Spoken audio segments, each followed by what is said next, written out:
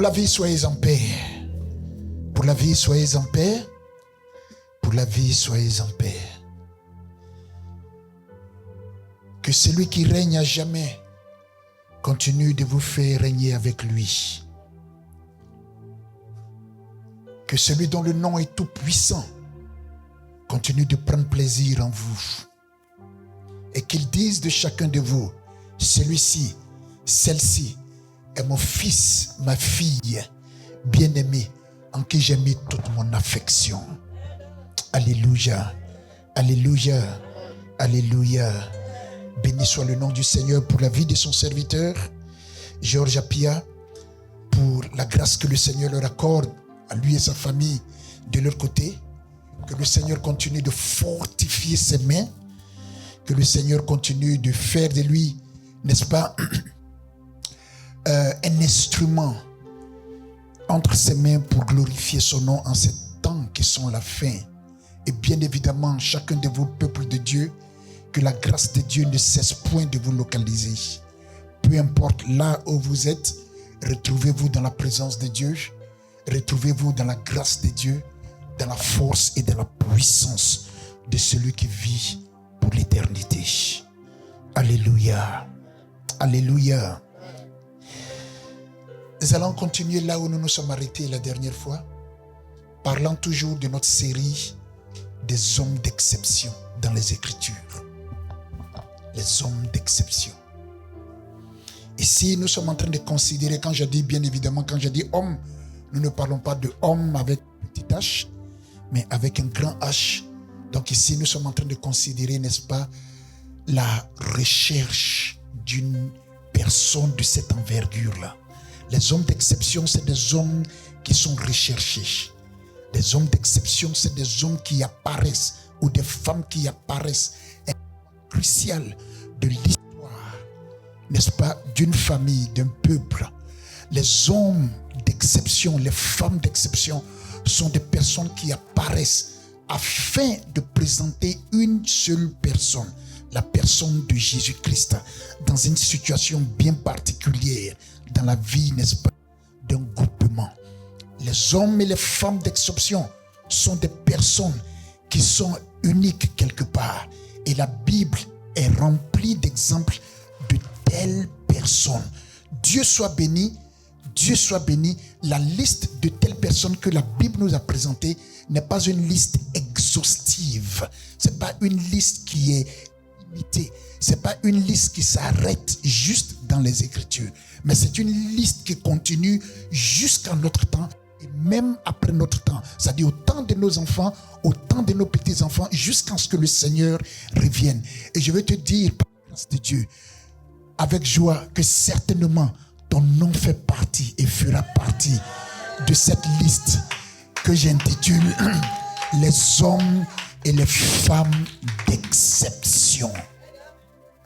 Alléluia. Alléluia. Alors la dernière fois, nous nous sommes rendus compte de l'état dans lequel David se trouvait, le puissant roi d'Israël. L'état, n'est-ce pas, de santé dans lequel il se trouvait. Et comment ses serviteurs se sont déployés afin de l'aider à sortir de cette situation qui semblait être terrible, incompréhensible. Parce qu'on mettait sur lui tout ce qui était couverture, tout ce qui était couette, tout ce qui était contre, n'est-ce pas, le froid. Mais le roi continuait d'avoir froid. Certainement malgré la présence de tout ce qui était mis en œuvre, tout ce qui pouvait être mis en œuvre afin qu'il puisse se réchauffer, le roi continuait d'avoir froid. C'est ainsi que ces serviteurs, pour ceux qui étaient là le mardi, nous avons vu, c'est ainsi que ces serviteurs ont manifesté la deuxième chose. Quelle est cette deuxième chose-là? C'était, n'est-ce pas, de présenter ce qui était d'abord dans l'abstrait. Ils ont présenté, ils ont parlé. Ils ont dit, voilà, il va falloir qu'on trouve une personne, une jeune fille vierge. Il va falloir qu'on la trouve. Donc, que l'on cherche.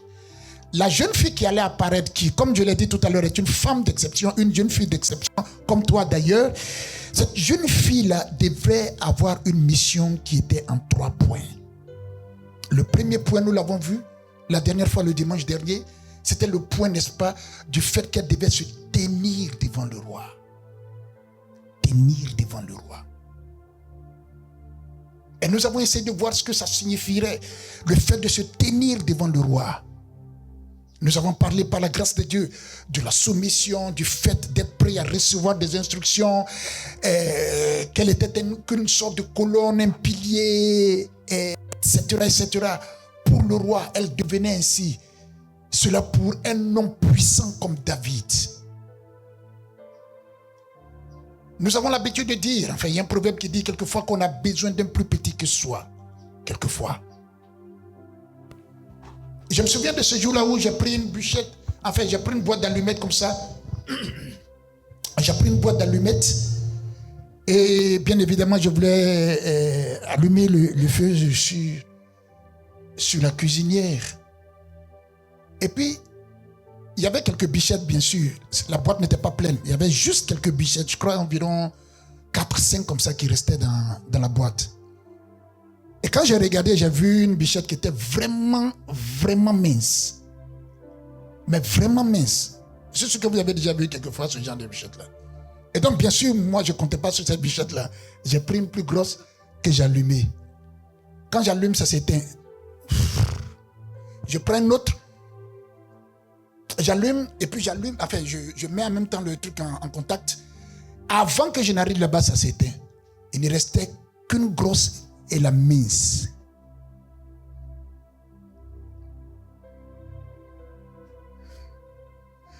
C'est clair que mon choix est pour la grosse bichette. Quand je prends la dernière grosse bichette, je ne sais pas ce qui... C'était par exprès que le Seigneur avait fait pour m'instruire ce jour-là. J'allume, rien ne se passe. Ça veut dire qu'elle n'arrive pas à atteindre l'objectif que je voulais qu'elle atteigne. Il ne reste que la mince, la rejetée, la méprisée, la fiangale, la frêle. Et je dis, mais ça peut faire quoi? C'est fini, il va falloir qu'on aille acheter une autre boîte d'allumettes. Et quand je frappe la mince, elle s'enflamme. Et j'allume, ça prend. J'allume là, ça prend. Je l'ai regardé en train de brûler de ma main, j'étais étonné. La mince qu'a négligé celui qui voulait allumer le feu est devenue la principale. C'était elle dans la boîte là. C'était elle, la bûchette d'allumettes d'exception. Ainsi sera-t-il également pour toi. On te néglige comme j'ai négligé la mince là. On te méprise comme ça aussi, comme j'ai méprisé la mince. C'est toi qui vas rallumer le feu nécessaire au nom de Jésus. Abreuvoir, on te regarde comme petit, en train de te mettre encore sous bâche et tout ça. T'inquiète pas. Quand le temps d'allumer vient, le feu de Dieu sera allumé par toi. Et le réveil tant attendu passera certainement par ton canal. Pour la gloire de celui qui vit et qui règne à jamais. Alléluia. Alors c'est ainsi que les serviteurs de David disent, voici ce qu'on veut. Une fille qui sera pour toi un appui. Une fille qui sera pour toi un soutien, un pilier, une colonne. Une colonne. Et le deuxième élément qu'il mentionne dans la mission qui est donnée à la fille, s'il te plaît, serviteur, ses serviteurs lui disent que l'on cherche pour mon seigneur le roi une jeune fille vierge, qu'elle se tienne devant le roi, qu'elle le soigne et qu'elle couche dans ton sein. Ok, donc le deuxième élément, n'est-ce pas, de la mission qui est donnée à cette jeune fille-là, c'est qu'elle le soigne. Après être appelée à se tenir devant le roi, bien évidemment en se tenant devant le roi, elle a également quelque chose qu'on n'a pas mentionné la dernière fois. Elle a une vue de tout ce qui se passe là. Une vue d'ensemble du roi. Elle peut le regarder, voir là où ça lui fait mal, à quel moment il se tourne, à quel moment il se couche tout droit, à quel moment il faut mettre de la couverture sur lui. Elle observe, elle a une position, n'est-ce pas, d'observatrice. C'est l'une des raisons pour lesquelles chacun de nous doit être en alerte dans l'esprit. Car les Écritures nous disent que c'est spirituellement qu'on juge. Celui qui est appelé à se tenir ainsi devant la face du Seigneur est également un observateur. C'est un observateur. Pendant que David est couché, elle a une position de hauteur, soumission. Une position, n'est-ce pas, de hauteur dans l'obéissance. Une position qui lui permet, comme je l'ai dit tout à l'heure, d'observer et de prendre connaissance de toute la chambre du roi. Ce qui est bien positionné comme ce qui n'est pas bien positionné. Ce qui a besoin d'être touché ou retouché. C'est ainsi que chacun de nous doit être en ces temps de la fin. Des hommes et des femmes s'arrêtant devant le Seigneur et qui ont la capacité d'observer. Tout comme le Seigneur disait à Jérémie, que vois-tu? Parce qu'il est important quelquefois que le serviteur qui est appelé à se tenir devant le Seigneur ne s'arrête pas juste comme ça, mais qu'il regarde. Que vois-tu? Que vois-tu?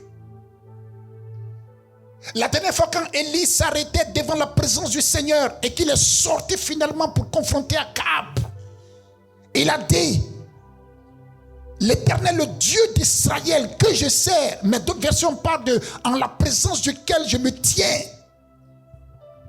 Et la Bible parle, n'est-ce pas, dans le livre de Zacharie, de deux oliviers qui se tiennent devant le Seigneur. Là, et il est dit que c'est ces deux oliviers-là qui reviendront comme, n'est-ce pas, les témoins dans le livre de l'Apocalypse. Ils reviendront comme des témoins. Ils ont eu le temps d'observer pendant tout ce temps-là. Ils ont eu le temps de regarder. Et la Bible, même parlant du Seigneur, dit que ses yeux se promènent sur toute la terre. Observateur. Elle est dans cette position-là. On lui permet son jugement. On lui permet d'apporter, n'est-ce pas, son jugement, son appréciation de la situation dans la chambre du roi.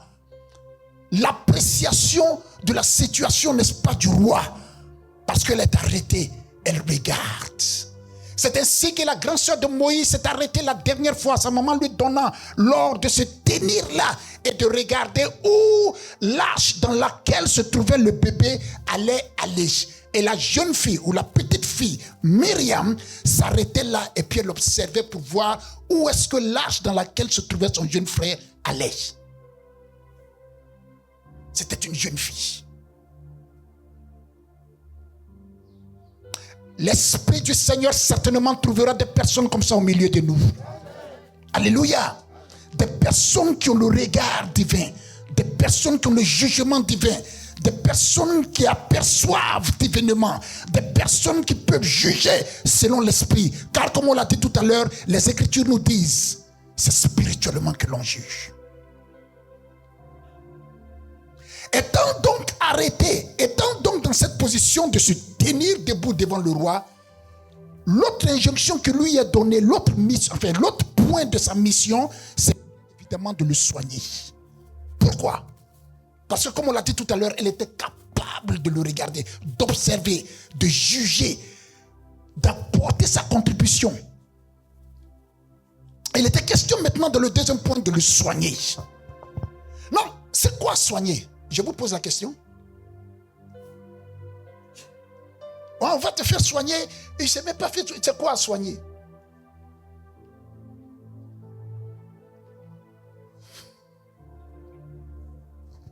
Ah, donc tu dis, est-ce qu'il peut le soigner? C'est quoi soigner? Apporter un remède. Comment? On apporte le remède comment? Physiquement, mais comment? Dans le mot soigner, il y a un mot qui sort. Donc on apporte le remède avec quoi? Soin. Ça apporter un remède, mais pas de façon négligeable. Pas de façon désinvolte. Mais avec soin. C'est quoi soin? Apporter avec soin, c'est quoi? C'est quoi apporter avec soin? Pardon? Soutenir avec précaution. Avec attention. Oui. Délicatesse.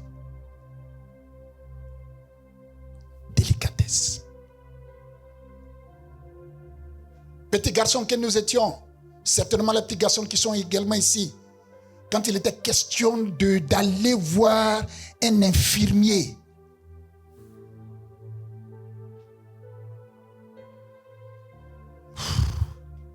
avec une plaie parce qu'on a joué au football ou on a fait quelque chose dans ce genre en train de s'amuser, plaie, et puis les questions d'aller voir un infirmier ou bien se faire soigner même à la maison parce qu'on avait les, comment on appelle ça, les boîtes de première nécessité, voilà, à la maison.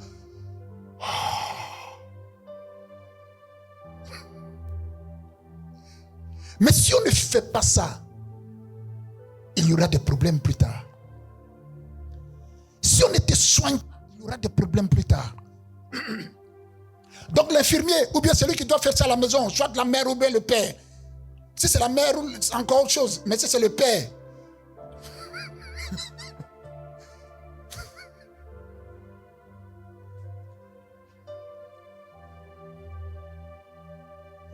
je me souviens que je m'étais déplacé l'un de mes orteils là, et ça me faisait mal.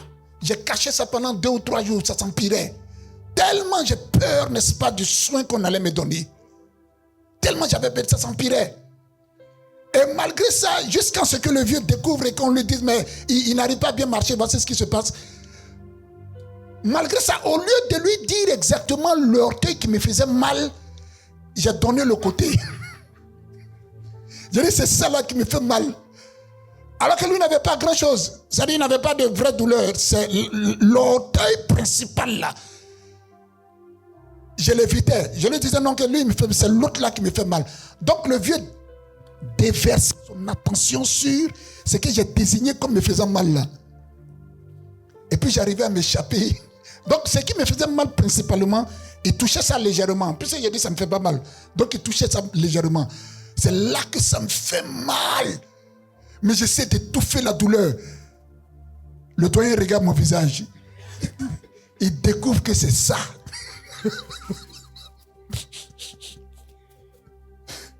Il découvre que c'est ça. Et il applique ce qu'il devrait appliquer avec soin. Non, quand on dit soin avec attention, avec délicatesse, etc., ce n'est pas des soins qu'on apporte tout le temps. Quoi qu'on se soit fait avec attention, avec précaution, avec délicatesse, c'est des soins qui demandent une certaine rigueur. En ce moment-là, la rigueur fait partie de la délicatesse, de l'attention, de la précaution. Alors la jeune fille qui doit venir s'arrêter près du roi, dans la maison royale, dans le palais royal, dans la chambre du roi certainement, c'était une fille qui devrait apporter des soins, mais avec précaution. Apporter un remède, mais avec précaution, avec soin, avec attention, avec délicatesse. Quand on transfère ça maintenant à l'église, de quoi est-ce que nous sommes en train de parler? Quand on apporte ça à l'église, de quoi est-ce que nous sommes en train de parler? À qui est-ce qu'elle devrait envoyer, n'est-ce pas, ce soin-là? Bien évidemment, David. David qui était un corps. Pas un corps mort, non. Mais un corps malade qui avait besoin, n'est-ce pas, d'être renouvelé. Et donc, dans notre cas, celui que le Seigneur embauche, celui que le Seigneur envoie, celui sur qui la main du Seigneur tombe pour apporter des soins à l'église, au corps de Christ, bien évidemment, il doit le faire avec attention. C'est qui alors, celui que Dieu choisit pour cela? À qui est-ce qu'il doit, vis-à-vis de qui est-ce qu'il doit exercer ce ministère-là? Celui que le Seigneur choisit ainsi, c'est chacun de nous en tant que serviteur de Dieu, en tant qu'enfant de Dieu. Pour apporter le soin à qui? Avec précaution. Mais pour apporter le soin à chacun de nous. Une église puissante, Une église forte n'est pas une église seulement dans laquelle il y a des paroles de connaissance, il y a des prophéties, il y a des révélations. Non, c'est une église qui est capable, n'est-ce pas, d'avoir en son sein des hommes et des femmes, des servantes et des serviteurs qui se préoccupent de l'état spirituel, l'état moral, l'état physique de ceux qui composent l'assemblée. Les hommes d'exception. Quand l'église est née, dans le livre des Actes, avec la puissance inégalée qui était dégagée, à un moment donné, il y a eu toujours un problème d'inattention. Il y a eu un problème de manque de soins. Il y a eu un problème de manque de précaution. C'est ainsi que des hommes, à l'instar d'Étienne, qu'on appelle, n'est-ce pas, les diacres, c'est ainsi que ces gens-là ont été suscités par le Saint-Esprit. Pour faire quoi? Prodiguer justement des soins au corps. Des hommes d'exception. Ils n'apparaissent que lorsqu'il y a un besoin. Ils n'apparaissent que lorsqu'il y a une situation qui demande une intervention. Et cette intervention-là, qui est divine, bien évidemment, Dieu se permet de ne pas la faire miraculeusement. Il se permet de passer par des hommes, par des femmes, des hommes et des femmes d'exception. En cette génération qui cherche ses repères, cette génération qui cherche, n'est-ce pas, les voies et moyens pour atteindre Dieu, il va falloir qu'il sorte du milieu d'entre nous des hommes et des femmes marqués du sceau de l'exceptionnalité afin de pouvoir, n'est-ce pas, prodiguer, communiquer, donner au corps de Christ et à tous ceux qui nous entourent le soin qui vient de la croix, le message de l'évangile. Des hommes et des femmes qui s'intéressent à l'état spirituel, l'état moral, l'état physique de ceux qui composent le corps de Christ. Des hommes d'exception. C'est ça, juste pour venir s'arrêter en tant qu'observatrice et puis aller rapporter ça au dehors. Non, on n'en a pas besoin. On n'a pas besoin. C'est lui qui vient donner des soins, comme elle a dit, un remède. Et comme c'était dit, avec attention, délicatesse, précaution, l'une des choses qui marque ce type de personne-là, c'est son silence. Elle ne peut pas l'exposer dehors. Comment David même, c'est lui qui disait David.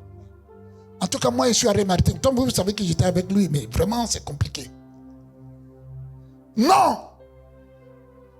Avec soin, c'est l'une des raisons pour lesquelles, n'est-ce pas, les médecins sont frappés, n'est-ce pas, comment on l'appelle encore? Du secret professionnel. Ils doivent se taire. Ils doivent se taire. Donc, on avait besoin d'une personne comme ça, qui regarde et qui donne des soins, qui communique avec attention. Est-ce que dans l'entourage de David, dans le palais royal, dans la grande famille de David, parmi les enfants de David, il n'y avait pas quelqu'un qui puisse lui communiquer des soins de la sorte? Si, certainement il y en avait. Mais Dieu s'était choisi une personne particulière, tout comme toi. Tout comme toi, tout comme toi, tout comme toi, pour sortir avec des soins, n'est-ce pas, qui viennent des veines d'Emmanuel, notre leader, notre sauveur, notre maître, notre Dieu, afin de communiquer cela au reste du corps. Et en communiquant cela au reste du corps, on communique cela à toute la communauté. Une fille qui allait lui donner des soins, qui allait lui communiquer des soins. Donc, en d'autres mots,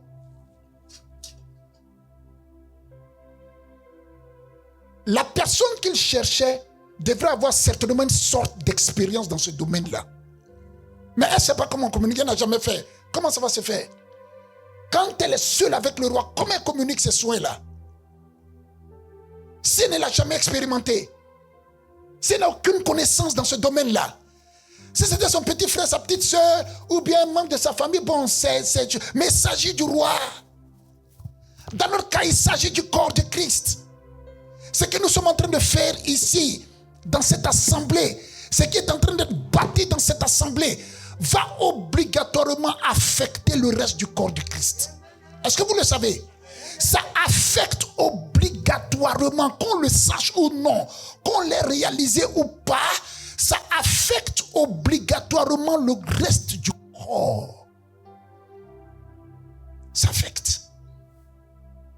Comment est-ce que nous communiquons donc ces soins-là? Comment est-ce que nous faisons pour que les soins soient communiqués avec attention, précaution, délicatesse? Une seule chose, c'est d'être fidèle à celui qui est sur le point de le faire.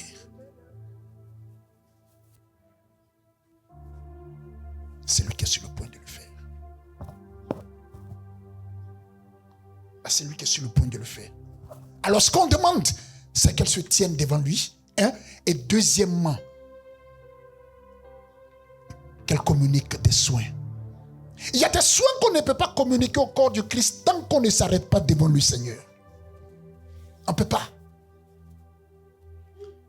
On ne peut pas. Il y a des choses qu'on ne peut pas communiquer au corps de Christ, à l'église de Dieu.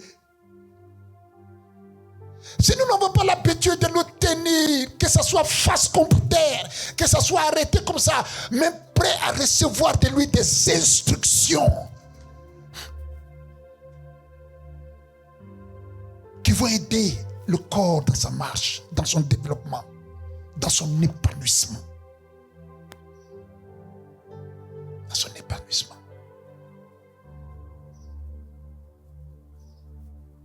Alléluia. Alors le choix, la recherche qui est faite, n'est pas la recherche pour une seule personne au milieu de nous. C'est la recherche qui est faite pour chacun de nous. Chacun de nous doit être trouvé par le Seigneur. Cherchez, que l'on cherche une jeune fille, mais que l'on cherche dorénavant tout un peuple, toute une communauté, tout un groupe, toute une assemblée qui va se tenir devant le Seigneur. Ah, que ce soit l'abreuvoir. Dans l'abreuvoir, que ce soit toi. Je le répète, que ce soit l'abreuvoir. Et que dans l'abreuvoir, ce soit toi. Je le dis une fois de plus, que ce soit l'abreuvoir. Et que dans l'abreuvoir, ce soit toi. Que ce soit toi. Que ce soit toi. Que ce soit toi. C'est lui qui va se tenir devant le Seigneur jalousement. Et qui va observer, sortir avec la parole de Dieu pour l'édification du corps de Christ, afin d'apporter à ce corps de Christ-là les soins nécessaires, donnés avec amour, attention, précaution, délicatesse.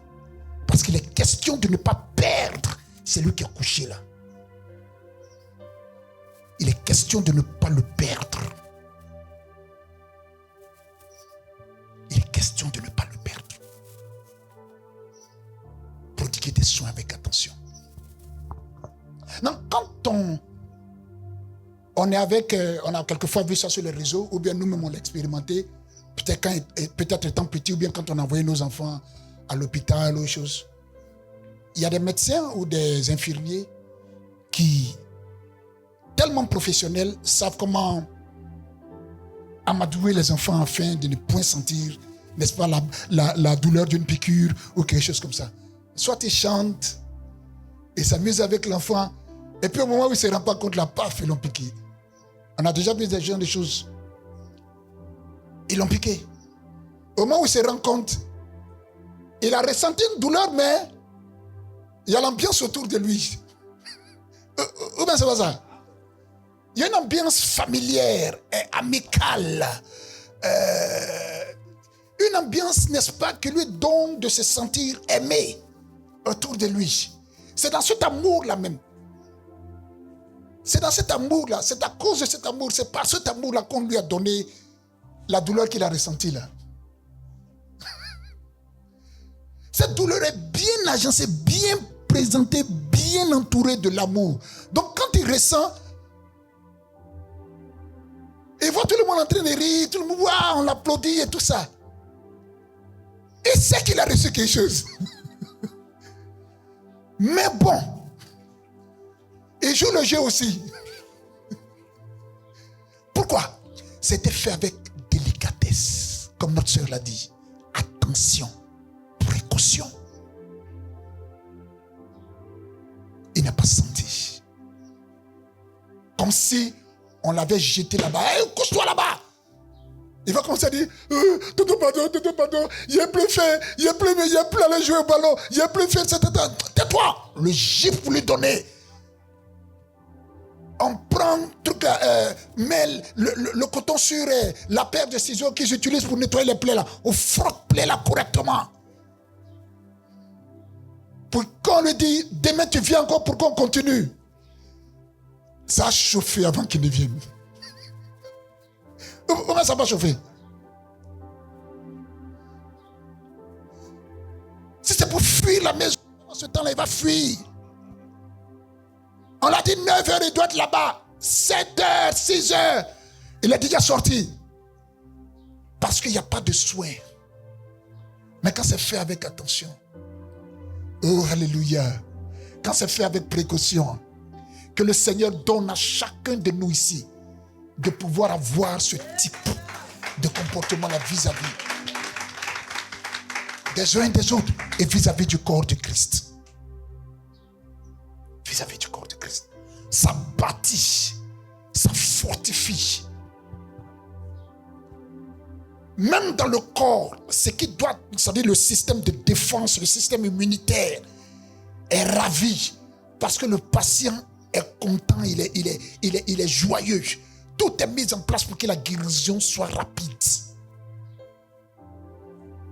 Et nous avons un corps actuellement qui demande, qui crie au Seigneur la guérison. Vous voyez, quand partout, un peu partout, nous crions réveil, réveil, réveil. En fait, en d'autres mots, c'est guérison, guérison, guérison, résurrection, résurrection, résurrection qu'on est en train de dire. Mais le Seigneur utilise dans ce cas-là cette stratégie-là de se tenir debout et d'apporter des soins. Qu'il plaise au Seigneur de qualifier chacun d'entre nous afin d'apporter de tels soins au corps de Christ comme il se doit. Dans le nom de Jésus. Que peuvent être ces soins-là? Comment est-ce qu'ils peuvent venir? Par les salutations, la joie, n'est-ce pas? Les rires et les sourires qui sont authentiques. L'intercession pour les uns et les autres. Les visites, les appels, le partage, etc., etc. C'est des soins que nous prodiguons, des exhortations, des messages, n'est-ce pas, qui permettent aux uns aux autres de se sentir aimés par le Seigneur et par les frères. Qu'elles le soignent. Comme le Seigneur l'a dit, donnez-leur vous-même à manger. Qu'elle le soigne. Oh! Dans soigner également, il y a donné à manger. Il y a habillé.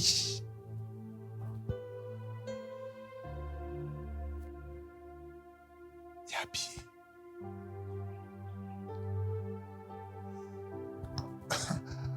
Quand on était petit, qu'on se promenait et qu'on était blessé, n'est-ce pas, au niveau de la plante des pieds. Peut-être on a marché sur quelque chose qui nous a blessés. Nos mamans avaient l'habitude d'utiliser, elles avaient leur propre stratégie de traiter ou de prévenir le tétanos. Je ne sais pas si ils ont déjà fait ça à quelqu'un au milieu de nous ici. Elles mettent le feu, le couteau dans le feu. On vous a jamais fait ça? Ah bon? Après quoi c'est un témoignage dessus. Maman dit avec une rouge. Tétanos n'a pas guère. Mais quand toi tu vois le couteau dans le feu, on t'aime pas. Comment tu peux déposer un tel truc sur mes pieds? C'est terrible. Mais elles avaient leur façon de faire de sorte que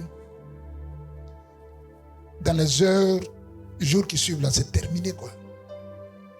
Quelquefois, Les soins qui sont donnés avec précaution, amour, tendresse, etc., etc., demandent. Demande quoi? La rigueur. La rigueur. C'est pourquoi on peut lever le ton quelquefois sur les enfants de Dieu. Pas de façon méchante, mais avec amour, tendresse. C'est pourquoi nous pouvons lever la voix sur nos enfants, biologiquement parlant, parce qu'il y a de l'amour. C'est pourquoi on peut crier sur les jeunes, sur les adolescents. Ils n'ont pas l'expérience que nous on a eue. Un père qui a 45 ans, un adolescent qui a 15 ans, il y a 30 ans de différence entre vous. Il a 30 ans d'expérience plus que toi. Quand il te dit non, il faut comprendre que c'est 30 ans d'expérience qui te dit non. 30 ans.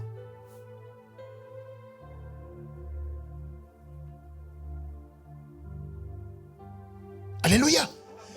Qu'elle le soigne. Ceux qui sont appelés à soigner ici, vous recevrez du Seigneur ce qu'il faut pour prodiguer des soins.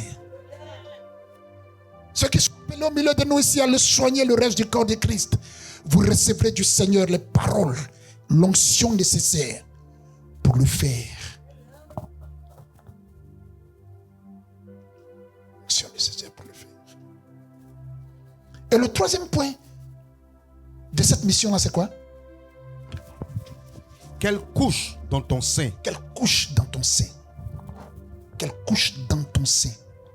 Non, regardez au début. La première chose, le premier point dans sa mission, c'est de se tenir debout. Tandis que David était couché, elle était tenue, elle se tenait debout. Comme je le disais le mardi dernier, il y avait une révélation du message de la croix dans cette position-là. Tandis qu'il était couché, elle se tenait debout. En se tenant debout, David était obligé de la regarder.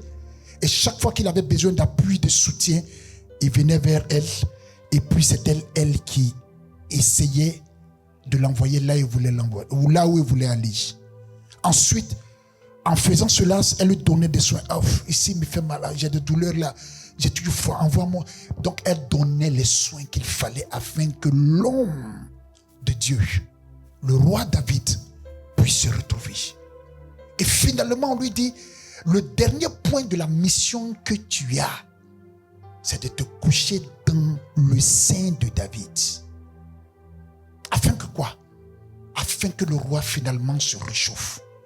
Se réchauffe, n'est-ce pas, à partir du corps humain. Du contact d'un autre corps humain. Le contact des couettes, des couches, des couvertures, des draps. Ce contact-là n'a pas pu prendre. Il n'a pas pu marcher. Alors le contact qu'il lui faut certainement maintenant pour recevoir cette chaleur-là, il va falloir que ce soit un contact humain. C'est un contact sanguin. Cette chaleur-là émane, n'est-ce pas, de ce qui vient du corps. Et le corps de la jeune fille est un corps, n'est-ce pas, qui est pur. Puisqu'elle est intacte, elle est vierge, c'est un corps qui est pur. Le sang n'a pas encore été sali avec un quelconque autre sang. Il n'a pas été en contact avec un autre sang, de quelque façon que ce soit. Donc le sang de cette jeune fille en ce moment-là était sang pur. Ce qui nous donne l'image du Seigneur Jésus-Christ, qui avec son sang pur, unique, un sang particulier, est capable de nous donner la chaleur divine que le monde ne pourra jamais nous communiquer. C'est le sang de l'agneau qui donne la vie éternelle. C'est le sang de l'agneau qui efface les impuretés. C'est le sang de l'agneau qui parle mieux que le sang d'Abel. C'est le sang de l'agneau qui est le seul sang présenté au ciel, au Père éternel. C'est le sang de l'agneau qui est capable d'accomplir toutes ces choses-là.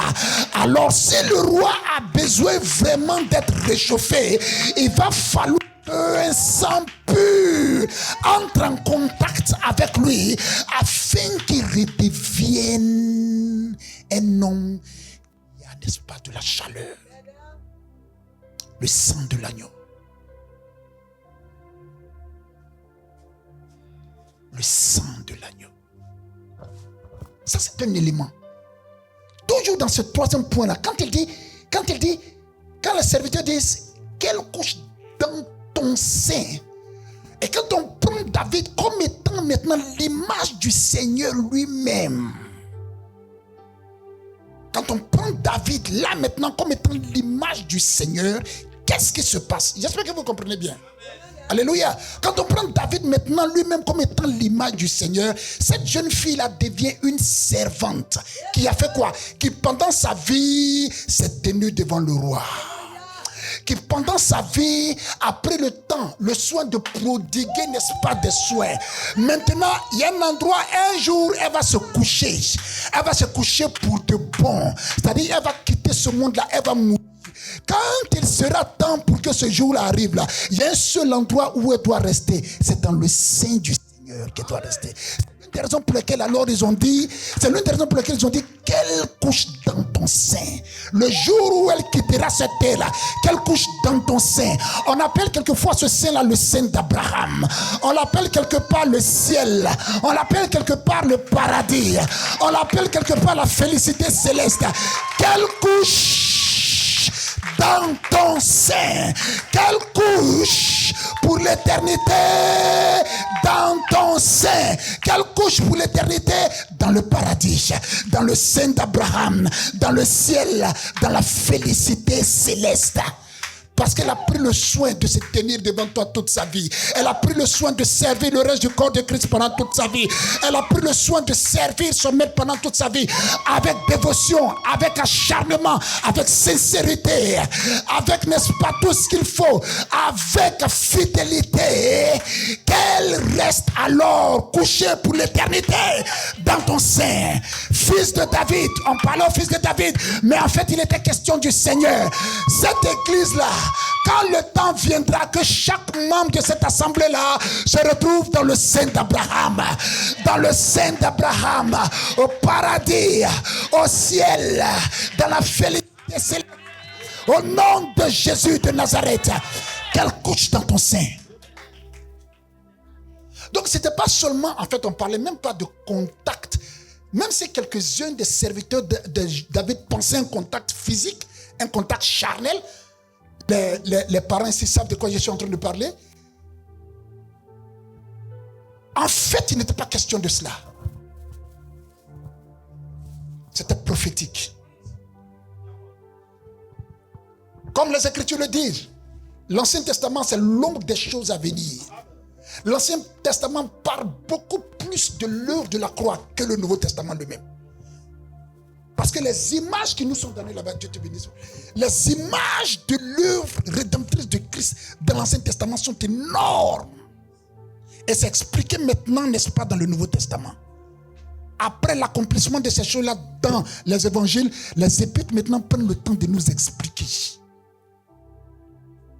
Quelle couche dans ton sein. Non, voici ce qui se passe finalement. Regardez cette image-là. De la mission en 3 points donnés à cette jeune fille qui va venir.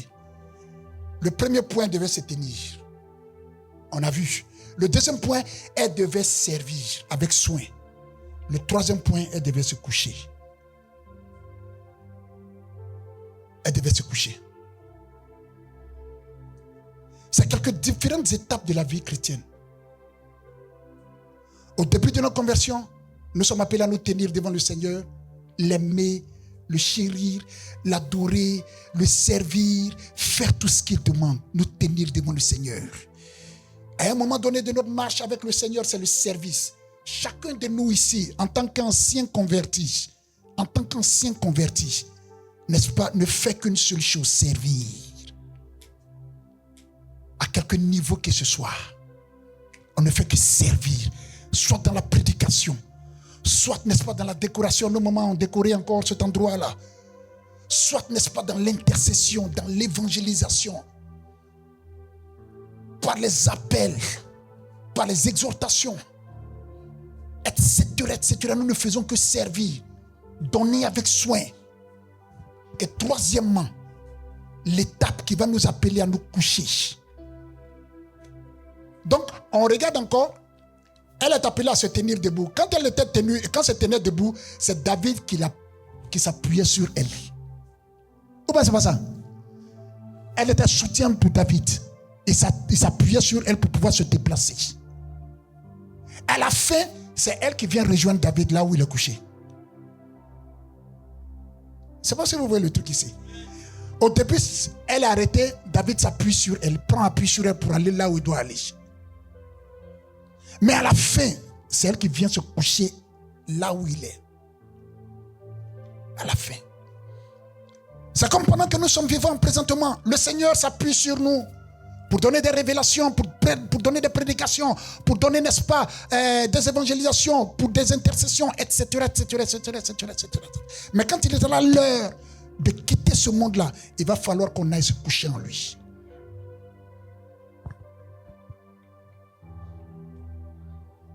Dans la sainteté, parce que parlant de sa virginité, on parlait de sainteté ici, de sanctification. Et qu'est-ce qui se passe au verset 3?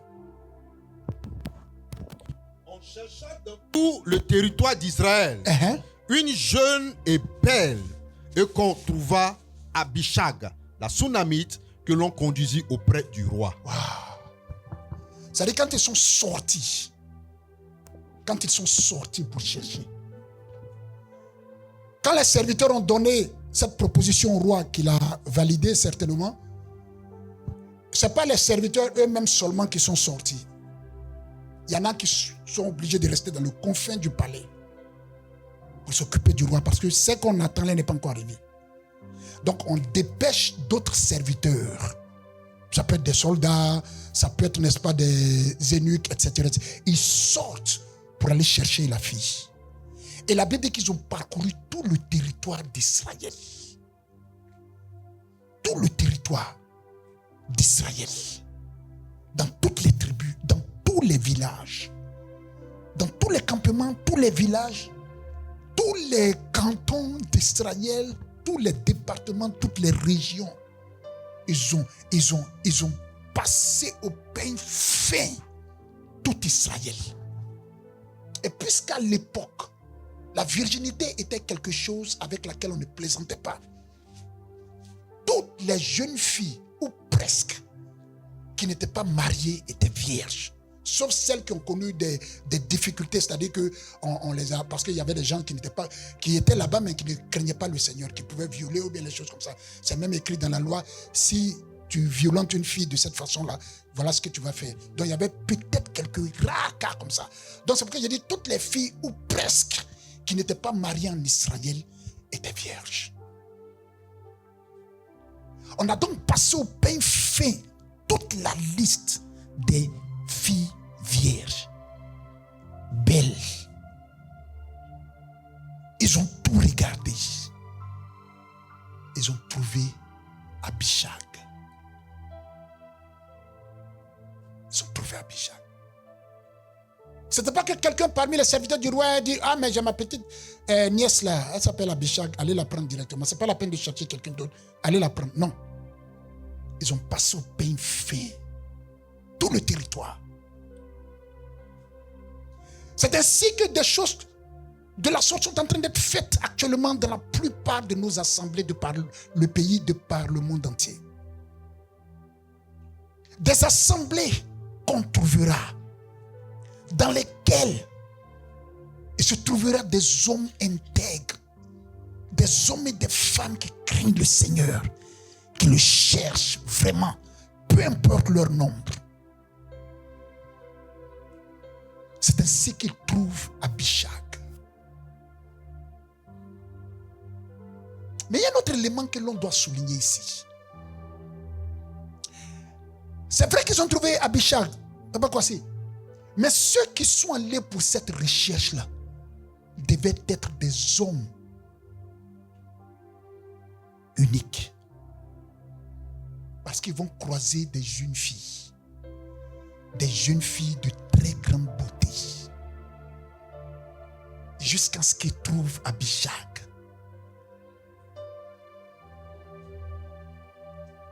si eux-mêmes, ceux qui vont chercher là, si eux-mêmes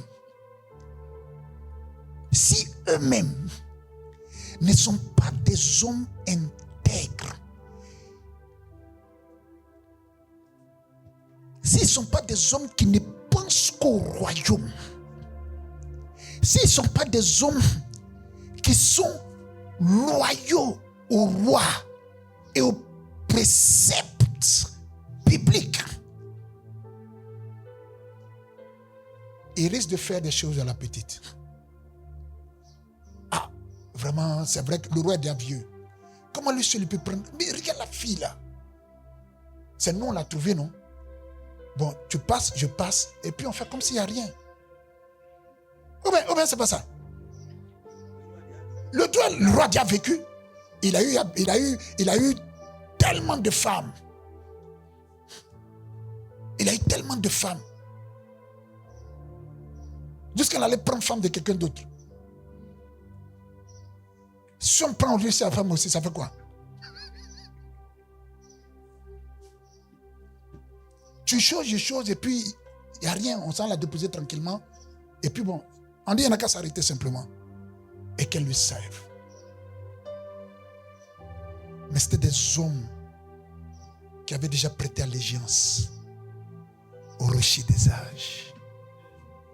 Des hommes qui ont décidé de rester fidèles à la cour céleste.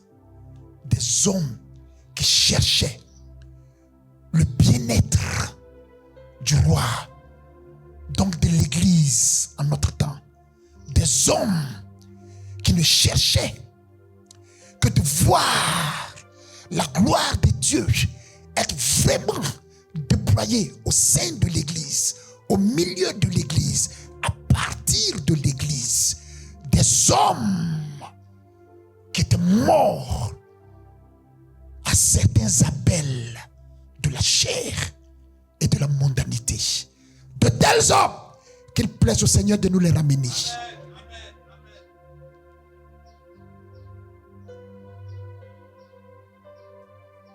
Et c'est comme ça qu'il parcourt tout le territoire. Est-ce que le Seigneur n'est pas en train de parcourir encore le territoire pour chercher de telles églises qui vont lui donner un ou bien une personne, membre, un membre, une membre qui pourra jouer un tel rôle afin que l'Église retrouve son lustre d'antan. De tels hommes, de telles femmes, de tels hommes et de telles femmes. Et donc, pendant qu'ils mêlent leurs investigations, leurs recherches, et trouvent parmi toutes les filles d'Israël qui étaient nombreuses, ils choisissent Abishag. Que cet Abishag, pour cette génération-là, se trouve au milieu de nous cette année. Que l'Abishag qui est recherché soit au milieu de nous maintenant. Et qu'est-ce qui se passe? Relis encore le verset 3 là, s'il te plaît. On chercha dans tout le territoire d'Israël. Dans tout le territoire d'Israël. Une jeune fille belle. Et on trouva Abishag, la Sunamite, que l'on conduit auprès du roi. Dès qu'ils l'ont trouvé, ils l'ont envoyé auprès du roi. Ils ne l'ont pas détourné. Bon, viens t'as passer ici d'abord. Attends, reste là pendant quelque temps. Et puis, tant que tu n'as pas dit le roi de mon père ceci, le Dieu de mon père cela, tu ne rentreras pas ici. Voici ce que tu dois faire, voici ce que tu dois dire. Voici. Non, ils l'ont envoyé directement devant le roi. Et c'est l'un des objectifs, n'est-ce pas, de cette assemblée. Envoyer le peuple de Dieu que tu es, que nous sommes ensemble devant une seule personne, la majesté divine. Le roi éternel, le roi tout-puissant. C'est là que nous voulons vous conduire. C'est là que nous devons nous conduire par son esprit. Il n'est pas question de vous envoyer dans quelque plaisanterie que ce soit. Il n'est pas question de vous envoyer dans quelque stratégie humaine que ce soit, dans quelque coutume humaine que ce soit. Il n'est pas question qu'on vous envoie dans quelque chose à dormir debout que ce soit. Il est question qu'on vous envoie devant Christ et Christ crucifié, devant celui qui a donné sa vie pour toi, devant celui qui a donné son corps pour toi, devant celui qui a donné son sang pour toi, devant celui qui a tout donné pour que tu puisses avoir ton nom écrit dans son livre de vie. Devant lui seulement, nous avons la charge de vous envoyer. Devant lui seulement.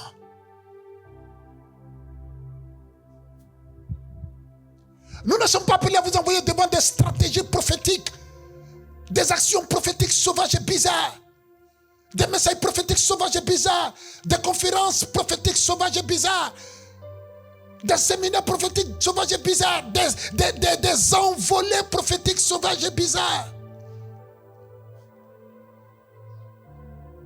des sauts prophétiques sauvages et bizarres, devant tel et tel prédicateur intergalactique, devant tel et tel orateur interplanétaire. Non, nous ne sommes pas appelés à vous envoyer devant un prédicateur qui prend son avion aujourd'hui. Il va prêcher de la galaxie de la Voie lactée. Et puis il revient encore, il va sur Neptune. Il a un voyage encore sur Mars avant de partir sur ceci. Et puis revenir sur la Terre. Et puis vous dites, non, on ne fait plus les nations, on fait les planètes.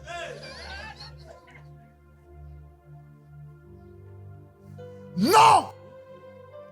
Nous, on doit vous envoyer devant celui qui a créé les planètes et les galaxies. Allez directement à lui, pas à quelqu'un d'autre. Pas quelqu'un d'autre. Et c'est ainsi qu'ils envoient Abishag devant sa majesté, le roi David. Mais en notre cas, devant le roi des rois. Non, regardez ce qu'il a dit sur elle, et puis on va arrêter quelque part ici. Le verset suivant. Cette jeune était fort belle. Elle soigna le roi et le servit, mais le roi ne la connut point. Alléluia. Amen. Alléluia. Alléluia. Non, voici ce que la Bible dit dans le verset, c'est 4, hein? Verset 4. Regardez ce que la Bible dit. Je crois 3-4 phrases là-bas. La première chose que la Bible dit d'elle, c'est sa présentation physique. Les serviteurs cherchaient une jeune fille vierge. Ils sont allés chercher une jeune fille, ils sont allés pour la recherche d'une jeune fille belle et vierge. Ils sont revenus avec une jeune fille qui était comment? Regardez l'étape. Regardez l'étape. Il était question de trouver une jeune fille vierge. C'est ce que les serviteurs ont dit. Ou bien c'est pas ça? Et le verset 3 dit, ils ont cherché, hein? On chercha dans tout le territoire d'Israël une fille jeune et belle. Ok, donc une fille jeune et belle. Vierge sous-entendu. Et finalement, qui est-ce qu'ils ont trouvé? Le verset 4 que tu viens de lire. Cette jeune fille était fort belle. Quand la Bible, je pense que je l'ai déjà dit ici. Quand la Bible dit que quelqu'un est joli, faut croire. Parlant de David, parlant de Saül même, parlant de Rebecca, parlant de Sarah, parlant d'Absalom, parlant, n'est-ce pas, de Tamar, parlant de la fille d'Absalom. C'est des personnes que le Seigneur décrit, même Joseph. C'est des personnes que la Bible a décrit comme, n'est-ce pas, des personnes qui étaient belles. Mais ici, Abishag, elle était comment?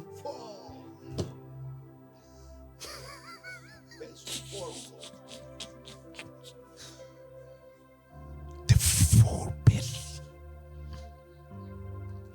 Fort belle.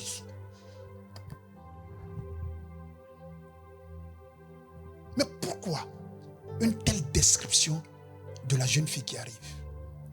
À ce niveau-là, le roi n'a plus besoin de femmes fort belles. Une fois qu'elle est dans une jeune fille, elle est dans ce que les serviteurs ont dit, ça va. Il n'est plus un jeune homme pour chercher à avoir. Il a connu trop de femmes. Son fort belle là, ce tag là, il va faire quoi avec ça? C'est pour les jeunes gens? Ou bien c'est pas pour les jeunes gens? C'est les jeunes gens qui peuvent commencer à se vanter, s'enorgueillir de ce que ma femme est. Voilà, il la présente un peu partout pour que l'on dise, ouais, mais il a une femme, elle lui l'a pas. À ce temps, il n'en a plus besoin de ça, le roi David. Mais pourquoi la Bible dit qu'elle était fort belle? Pourquoi? Vous savez, à part le fait qu'elle ait été physiquement ainsi, fort belle,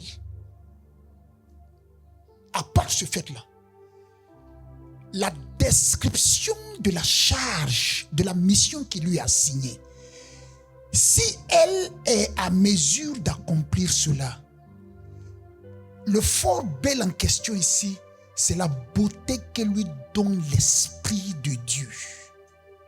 Comme à chacun de nous ici. Tu peux ne pas avoir ce type de visage-là physiquement. Mais ce qui émane de toi, puisque ça vient de l'Esprit de Dieu, le fait que tu te tiennes debout devant lui, le fait que tu serves avec soin, tu travailles à l'épanouissement du corps de Christ. Le fait que tu n'aies de regard que sur Christ et Christ crucifié seul. Le fait que tu n'es amoureux que du Seigneur lui seul. Le fait que tu ne désires que lui seul et que tu ne serves que lui seul. Automatiquement, cette beauté de l'esprit-là dépendra sur toi. Même si on ne voit pas ça physiquement, dans le spirituel, tu es ici. Dans le spirituel, tu es ici. Dans le spirituel, tu es.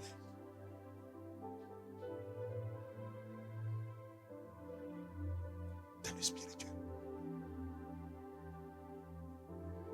Même si tu n'es pas frais physiquement, dans le spirituel, tu dégages cette beauté-là. Quand tu deviens avec, la Bible dit, celui qui s'attache au Seigneur devient avec lui un seul esprit, un même esprit. Et donc cela dépend sur toi spirituellement. On a connu des serviteurs qui, quand on les regarde physiquement, ils ont cette fraîcheur-là. Et il y en a également, quand on les regarde physiquement, on ne voit pas trop cette fraîcheur-là. Mais quand même, c'est des gens qui ont dégagé une certaine présence de Dieu. Si la Bible n'a rien dit sur la beauté d'Élie, il ne faut pas t'amuser à sa prière en tout cas. Dieu, ce qu'on appelait Élisée, chauve.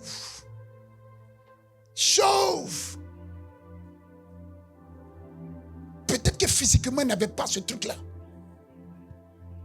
Mais il avait ce qu'il fallait pour imposer le règne de Dieu.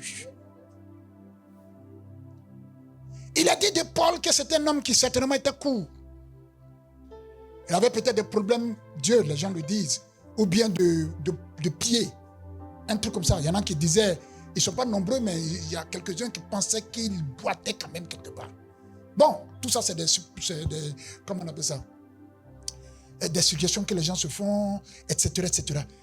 Mais cette beauté intérieure que donne l'esprit, là, c'est de ça que nous sommes en train de parler.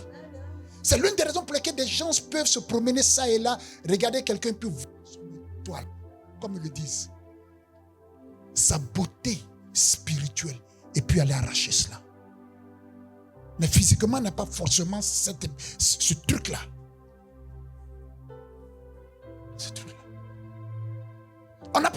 de la beauté de Marie, physiquement parlant. Mais ce qui était en son sein, celui qui était en son sein, celui qu'elle portait dans son sein.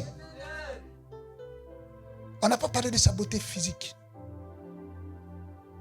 Alors ici, la beauté, quoi qu'elle ait été vraiment belle de cette façon-là, en notre temps, ce n'est pas forcément ce qu'on regarde. C'est la beauté de l'esprit en toi. Et je peux annoncer ça à chacun de nous ici, qui a reçu Jésus-Christ comme sauveur et Seigneur personnel, qui se tient devant la face de Dieu continuellement, que ce soit face contre terre, ou bien arrêté, peu importe, quelqu'un qui n'a Dieu que pour le Seigneur, ce type de beauté-là est également ton partage. Alléluia. Elle était fort belle. C'est ainsi qu'on dirait également de l'église. Une jeune église, mais fort belle dans l'esprit. Une jeune église, mais fort belle à cause de la parole qui est dispensée.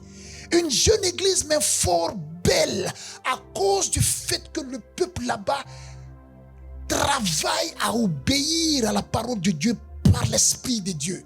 Fort belle par son groupe d'intercession, fort belle par son groupe musical, fort belle par les messages qui sont donnés, fort belle cette assemblée-là, par la vie de Dieu qui dégage au travers de chacun des membres.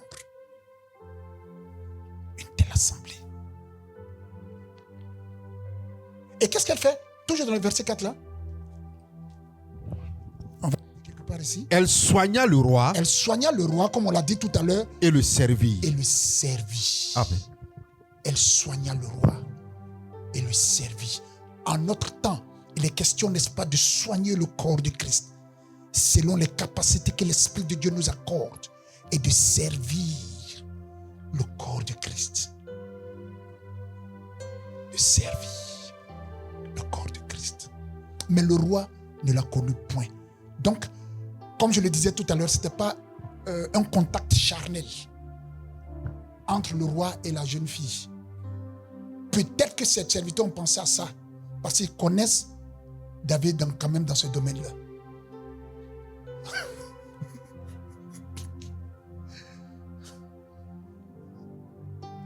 À cause de ce que tout le monde ne soit pas marié, il y a des choses qu'on ne peut pas dire ici. Mais certainement, ils connaissaient la force de frappe de l'homme. Donc pour eux, voilà. Mais la Bible dit clairement, le roi ne la connaît point. Elle était d'une telle bénédiction pour le roi, mais n'a pas fait ce que ses serviteurs pensaient. Il n'a pas fait. Il n'a pas fait cela.